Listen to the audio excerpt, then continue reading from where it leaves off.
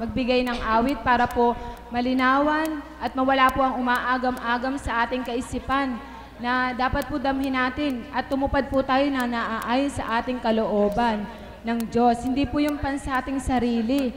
Kasi kung pansating sarili po, mahirap po, di po ba? Amen po ba? Kaya, paano po nating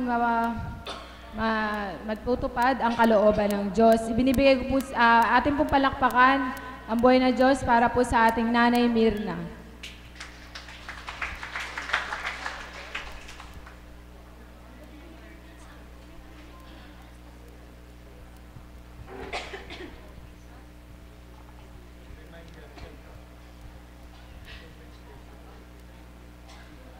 Mapagpalang umaga po sa ating lahat, mga minamahal na mga kapatid. Kumusta po kayo?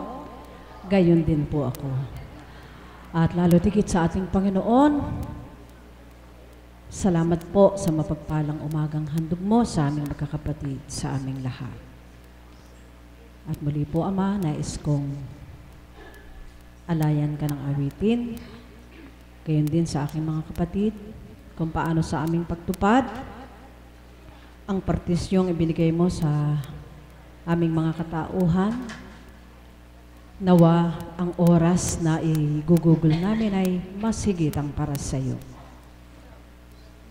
Ang awiting ito, namnamin po natin ang minamahal ko mga kapatid.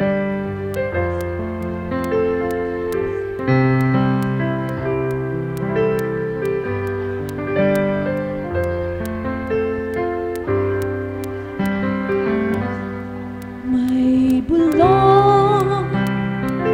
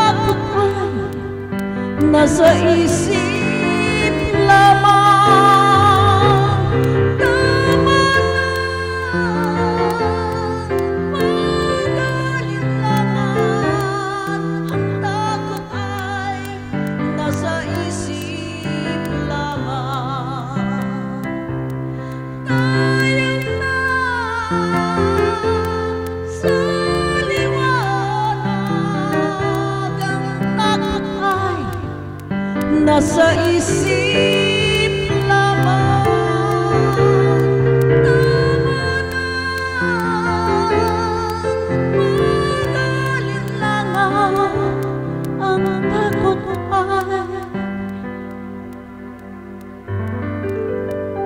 Ang takot ay nasa isip lamang.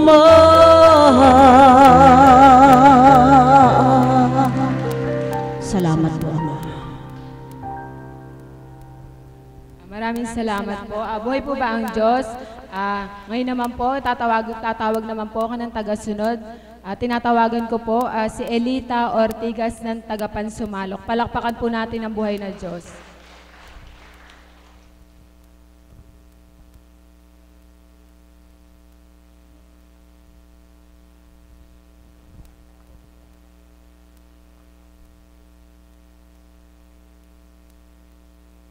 Isang magandang umaga po sa lahat. Kaarawan ko po ngayon, 53 na po ako. Salamat sa Diyos.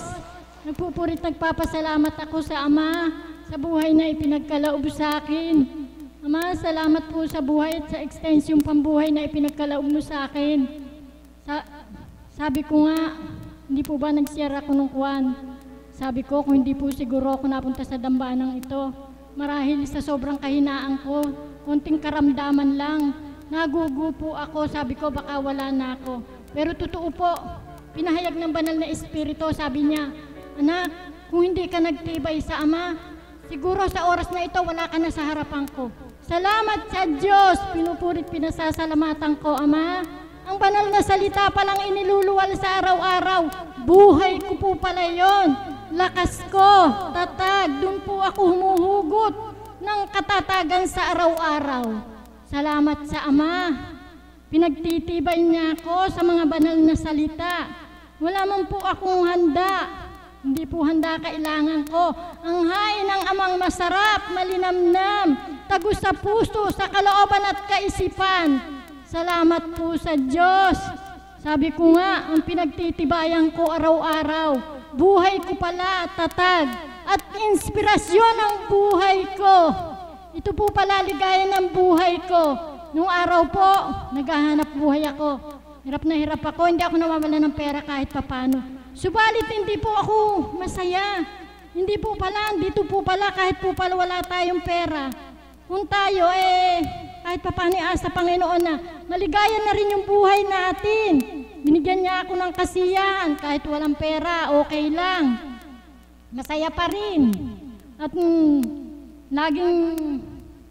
laging binibigyan ng katatagan ng Ama sa araw-araw. Sabi ko nga, mabuti na lang po at napunta kami sa dambanang ito. Salamat sa Kanya na marami po akong pinagninilayan ng mga banal na salita na natutunan dito. Kaya sabi ko nga, salamat sa Diyos. Sabi nga ng mga kapatid, mapalad ka anak, nagtibay ka sa Ama at pinatatag ka niya. Pero pinasasalamatan ko po yung mga banal na salitang naririnig ko sa araw-araw. Yan po ang totoo, pagtupad. Gustong-gusto kong makatupad sa Ama. Subalit kung minsan talagang handyan yung tukso, natutukso pa rin tayo ng mga bagay na kung minsan medyo nagagalit pa rin tayo. Pero alam ng Ama kung paano ko pinagsusumakita ng mga banal na salita at gusto kong makatupad yan sa araw-araw, gusto ko maisabuhay. Alam ng Ama kung paano ko pinagsusumakita ng mga banal na salita at mga banal na aral niya na alam niyang nagtitibay ako nang dahil sa mga banal na salita niya. Sana po lahat tayo, huwag tayong mawala ng pag-asa. Ako po, simula nang mapunta rito, totoo, hindi naman napunta po ako dito nang dahil sa isang karamdaman. Pero pinasalamatan ko sa Ama. Sabi ko, Ama, salamat po sa ibinigay mo sa aking karamdaman. Nung pala kita matututunang hanaping ganap. Pero kung hindi po ako binigyan ng karamdaman ng Ama, Sabi nga ng mga kapatid, siguro sa tinatamasa mo, hindi mo na nakilala ay Ama. Totoo po, tayo, pagka minsan nakala natin sa sarili na lang natin intindihin natin, hindi po pala. Yung palang kapwa natin, kailangan din intindihin natin yan. Pero nung unang buhay ko, marami po akong hindi alam. Nakasip ko, naghahanap buhay ako para sa sarili ko lang, sa pamilya ko, pero hindi po pala. Pag nilayan po natin yung mga banal na salitang iniluwal ni Apong Konching na dapat po matupad din natin yung pag nilayan po natin yung mga iniluluwal niyang mga banal na salita, pag bulay-bulayin natin, mauunawaan po natin pala ang lahat ng bagay sa mundo, yung mga bagay na hindi natin marapat na mga ginagawa sa kapwa natin. Dapat po isabuhay natin pala. Salamat sa Ama, salamat po sa buhay, pinasasalamatan ko po, sana po marami pang kaarawan ng dumating, manatiling malakas ang katawan, matatag sa mga problema, sa lahat ng mga pagsubok ng buhay. Yun lang po at maraming salamat po sa Panginoon. At kay Apong Konching na kinalugdan, higit sa lahat. Maraming salamat, mahal na kapatid. Ang susunod ko pong tatawagin upang mag-alay ng isang awitin ay si kapatid na bunso. Palakpakan po natin ang buhay na Diyos.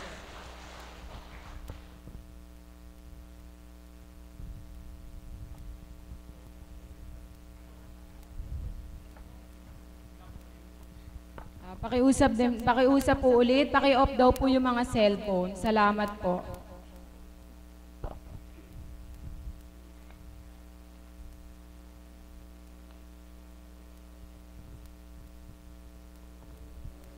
Isang mapagpalang umaga po sa tanghaling ito. Pagtupad, humiling po tayo ng hambing po sa may kaarawan, kung paano nakamit po niya ang katatagan. Hingin po natin ito sa Panginoon nang sa gayon ay makatupad tayo sa kanyang kalooban. Kaya po, namnamin po ninyong awitin ito sapagkat ang Diyos po ang makapagbibigay ng lahat ng ito upang tayo makatupad sa pagkaatas niya.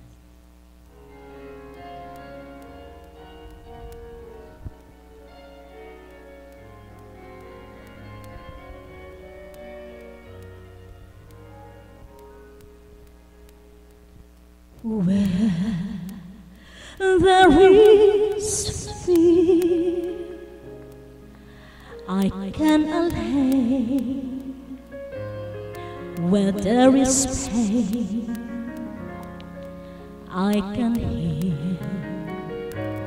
Where there are wounds, I can mend. And hunger, I can feel. Lord, grant me courage. Lord, grant me strength. Grant me compassion that I may be your heart to take. Where there is hate, I can confront. Where there are yours, I can release. Where there are captives, I can free. And hunger, I can appease. Lord, grant me courage. Lord, grant me strength.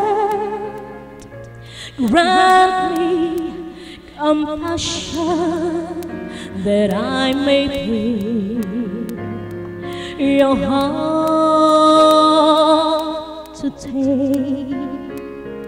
When comes the day I dread to see a broken world, compel me from my self-wronghold judge people I may behold.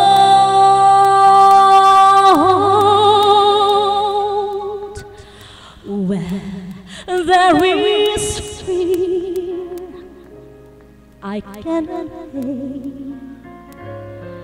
Where there is pain, I can hate. Where there are wounds, I can hide. And hunger, I can feel. Lord, grant me courage. Lord, grant me strength. Grant me compassion, that I may feel your heart today.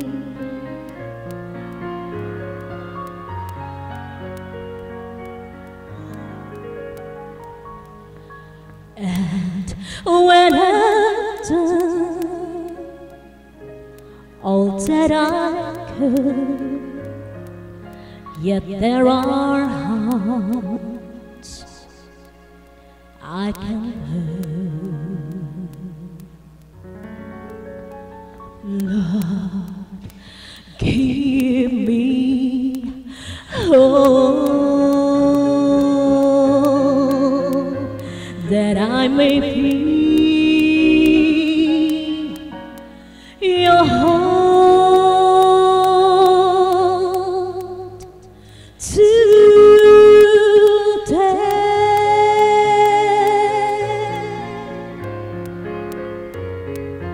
Amen po ba ang sinasang sa awitin? Manatili po tayo sa presensya ng ating Panginoon. Sa pagsakop at pagkalinga niya, tayo pang lahat ay makatutupad ng ayon sa kalooban at kagustuhan. Maraming salamat.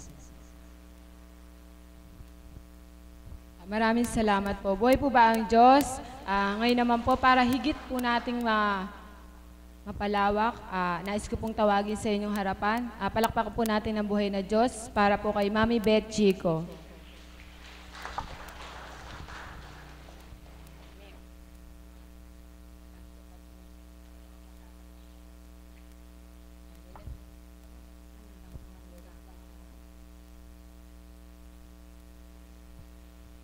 Magandang umaga po sa inyong lahat.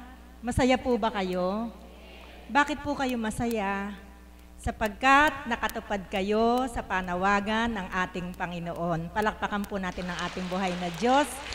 Kasi hindi naman po kagustuhan ninyo kaya nandito kayo, hindi po ba? Kahit po kagustuhan ninyo, kung hindi kalooban ng Ama, hindi kayo makakarating dito. Kung mayroon man taong ginamit upang yayain kayo dito, Diyos pa din ang kumilos. Gumamit lang siya ng tao para akayin kayo at makarating sa banal na lugar na ito. Kaya dapat po ay magalak ang bawat isang nandirito. Bakit po? Nagtagumpay po si God eh. Hindi po naghari yung kalooban ninyo, hindi kayo na-distract na may bagay kayong dapat gawin, may bagay kayong dapat unahin, kundi ang pinairal ninyo sa inyong puso't kaisipan ay makatugon kayo't makatupad sa panawagan ng ating Panginoon. Amen? Ang pagtupad po, katulad din lang po yan ang pagsasabuhay eh. Hindi po ba? Maisasabuhay natin ang mga aral na napapakinggan natin mula sa banal na Espiritu sa katauhan ng ating mahal na Apo Kunching kung ito ay ating naisasabuhay. Sa makatuwid, ang pagtupad ay pagsasabuhay. Ang pagsasabuhay ay pagtupad. Amen po ba? Batid ko po na sa iba na hindi pa ganap na napukaw ang kanilang damdamin sa panawagan ng Ama, may mga balakid. Amen po. Upang tayo ay makatupad. Sa iba po, ang balakid ay ang mga asawa, ang mga kabiyak ng puso nila, na pag araw-araw nagpupunta ka dito, marami silang sinasabi, ano ka ba naman Eka, punta ka ng punta doon. Ang dami mo Ekang labahin, hindi mo malaban. Ano ka ba Eka, punta ka ng punta doon, hindi Eka kami makakain ng tama kasi Eka lagi kang wala. Hindi po ba? Nagiging balakid po iyon sa pagtupad. Subalit, kung sadyang isinasa puso natin ang panawagan sa atin ng Panginoon, ano man po ang demand sa atin ng ating kabiyak ng puso, ano man ang demand sa atin ng sino man tao sa ating kapaligiran, kung matindi ang iyong pagnanasa na makatupad sa Panginoon, hindi po natin sila pakikinggan. Amen? Palakpakan po natin ang buhay na Diyos. Sino po sa inyo ang dumadanas ng ganon? Na ang nagiging ayan po, may mga nakataas ang kamay. Ayan, mga alagad, mga nakataas ang kamay na ang nagiging balakid sa kanila, mismo yung mga kasama nila sa bahay. Kaya't magpuri po kayo't magpasalamat kung meron kayong cooperative na mga anak. Ang asawa ninyo ay cooperative din dun sa ginagawa ninyo. Alam nyo po, ako po nung dati, ganun din po. May mga kontrabida sa buhay ko. May mga demand sila na sinasabi sa akin na halos pigilin ako para makarating dito. Pero alam niyo po, pinaglaban ko po ang ating Panginoon. Kahit po anong demands ang gawin nila sa akin, hindi ko po pinatalo ang Panginoon upang ako ay makatupad sa pagpunta ko dito. Alam niyo po, pag po pala ipinaglaban niyo siya, meron po palang mangyayaring maganda sa buhay niyo.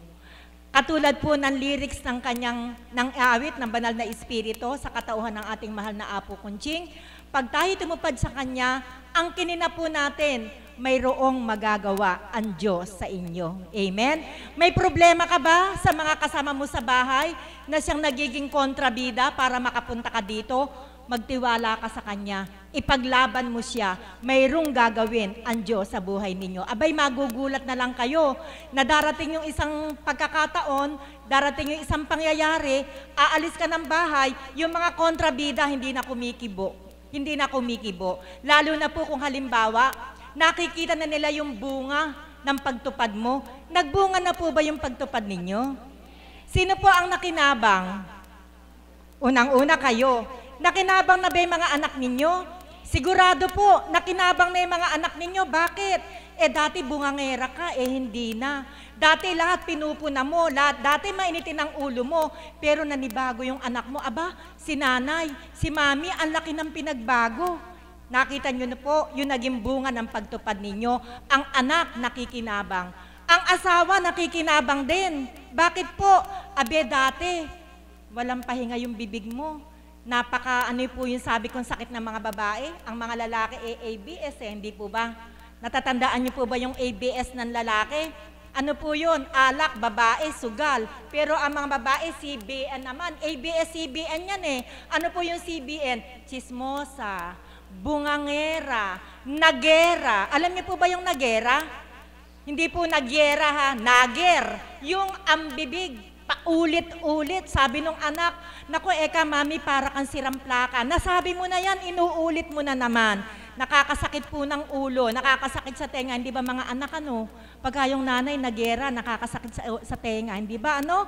Ang gusto ng mga anak, pag sinabing minsan tama na, bakit po ganun yung mga babae? Yan po yung sakit. Pero na magpunta po tayo dito, at tayo nakatupad sa Kanyang kalooban, ewan ko po, mga lalaki, may ABS pa ba dyan? Alak, babae, sugal. Saan ba yun? Naku, hindi namang ang tatapings na nangiti ng mga cups. Ibig sabihin, bakit yung isang cup, iniba yung tingin? Ayoko ekang sagutin yan tanong mo, Mami Beth. Hindi po ba, no? Pag po kayo nakarating dito, upang patunayan sa Panginoon na tayo nakatupad na, kung dato kayong ABS, na-erase na po yan. Hindi po ba, no?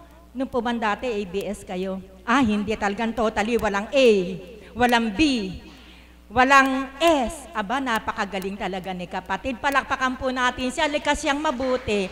Likas siyang mabait. O ang mga babae naman, meron pa bang CBN sa inyo? Aminin.